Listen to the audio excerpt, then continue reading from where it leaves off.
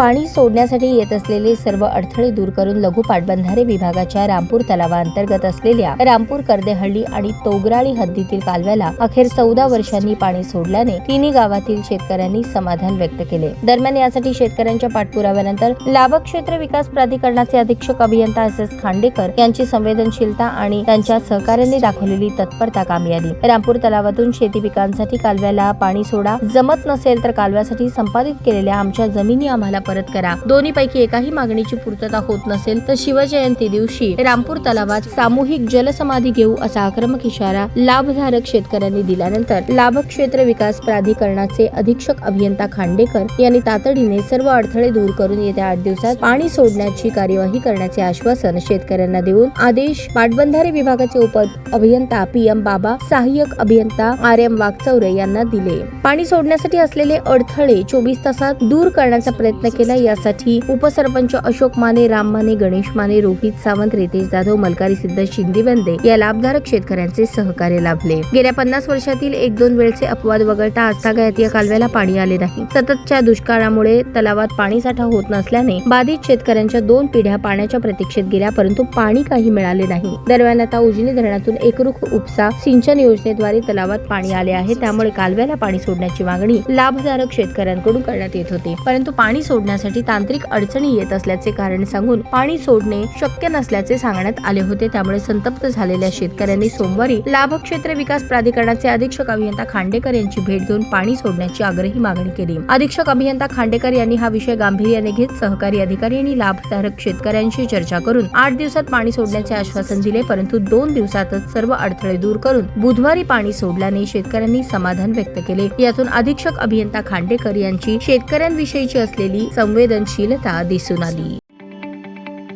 ताज्या बातम्या पाहण्यासाठी प्राईम महाराष्ट्र न्यूज चॅनलला सबस्क्राईब करा।